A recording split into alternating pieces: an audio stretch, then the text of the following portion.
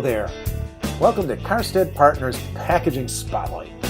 Hi, I'm Kevin Karstedt, and I'm with Karstedt Partners, and I'm here with John McKay of the organization Flag. John, thanks for joining us today and to fill us in and tell us a little bit about Flag. Why don't you start at the top and tell us what Flag means, and even though if we can't read it in the background over your head there, and give us a little history of Flag.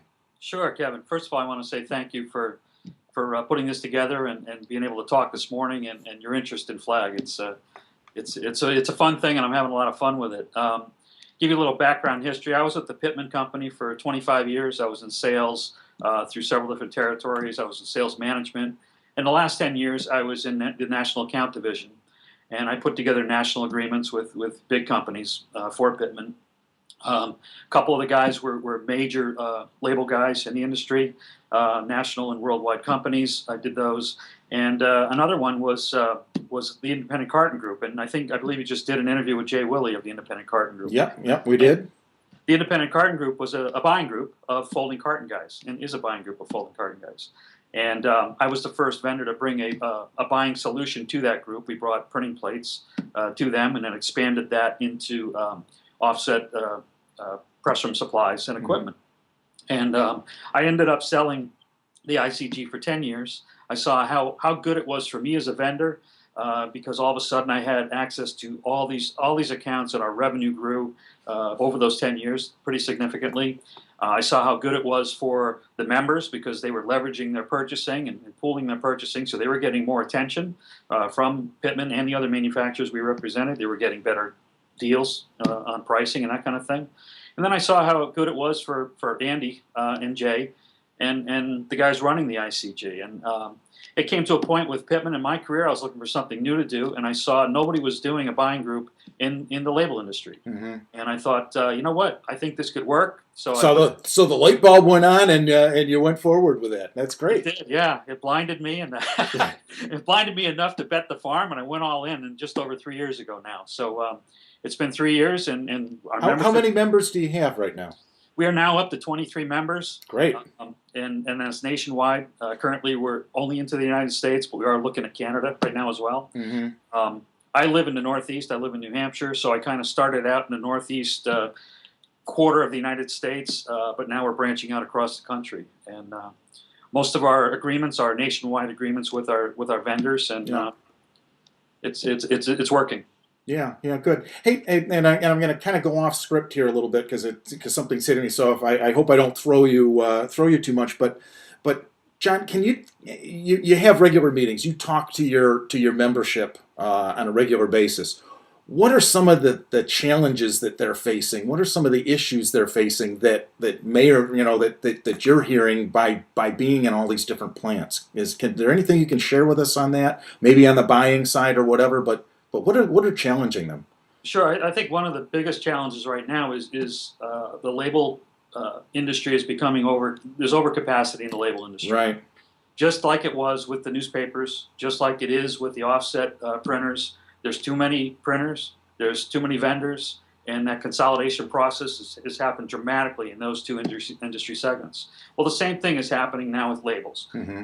Not quite as advanced as those two segments are, but it's definitely happening. You know, the small shops, they have their small local customers, and they've got their niche, and they're working that well, and they've got a nice little business there. The bigger guys, they just continue to get bigger. I think you see like every month somebody else is getting bought out. And what are the bigger guys doing? They're leveraging their economies of scale, getting better pricing. They're getting better vendor programs with regards to training and resources from the vendors and that kind of thing. And now they're starting to come down market. They're starting to come down market and make sales into that mid-size converter levels area. So that mid-size converter, he's getting squeezed. And frankly, and those are your constituents. Those are my members. That mid-size market, they need an advantage, and I think Flag definitely brings them an advantage to help them compete. Okay. Well, why don't you take it and kind of outline some of the advantages that you do offer your members and that. Sure. With members, there's probably 4 major categories. The bottom line buying group savings, where they can multiply their buying power, adding more volume onto their own power. catastrophic recovery backup plans. This may give them an opportunity to, during our annual meeting, meet somebody else in the group, create a friendship and a relationship where they can actually, if something happens, and I've known this to happen, somebody burns down, or there's a hurricane or a tornado or a flood and they're out of business, and they're able to rely on the group or other members of the group to back them up without stealing their business. Right. I know Superstorm Sandy last year really raised a lot of problems with package printers in general throughout the East Coast, and I know there were groups that were helping each other, so that's great. That's exactly right. We did have a couple of members that ran into trouble with that, and the membership stepped right up and said, "Hey, we'll help you if you need it." So great. Whatever you need done. So that's one of the other categories. Another thing is potential top line new label sales growth. One of the things we've done is we've arranged, we've made a strategic alliance with other printing industry buying groups in offset, in particularly the IPW company. And what that allows is because they're offset, and when they need labels, they can come to us, and when we need offset, we can go to them. So we've structured a relationship that way too. And then the fourth thing would be new technical and business resources. Obviously, that again goes back to the vendor programs.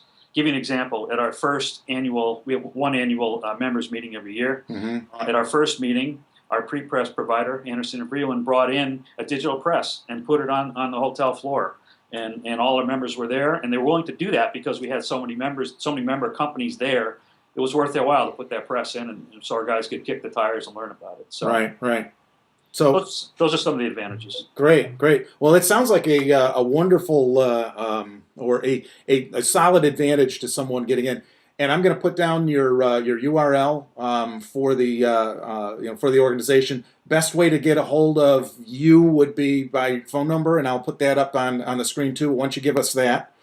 Sure. It's 603-589-8078. Okay. And then the website, it's got all the information on there, and it's got links to whatever you want to find out. And it's www.flexolabeladvantagegroup.com. Great. And John, we're also looking at forming a relationship between Flag and Karstedt Partners to be your digital printing source of information. So hopefully we can put that together and offer that capability or that service to your membership as well. So I'm looking forward to putting that together with you. Yeah, I think that's very important because I think that's another challenge to the members. In that mid-sized market, a lot of guys have their toe in the water. Some of the guys are way into the digital market, yeah. And there's other guys that haven't made that leap yet. And I think they need to at least get their toe in the water now to get going. So they need to understand it better. Yeah. Well, and what we've found, and without getting into a topic for another conversation, but we've found is that particularly in the label sector, companies either have to come up with an offensive strategy, which means they have the service in their tool belt, if you will, themselves, or a defensive strategy where they go after markets that don't require that, or that they have. So they either have an offensive or a defensive strategy, and we can help with all of that. So, perfect. John, I appreciate you spending time with me today. And people, if anybody's interested in getting a hold of John, we've got that together. John, thank you very much, and we'll talk to you again soon. Thanks, Kevin. Appreciate it. You bet.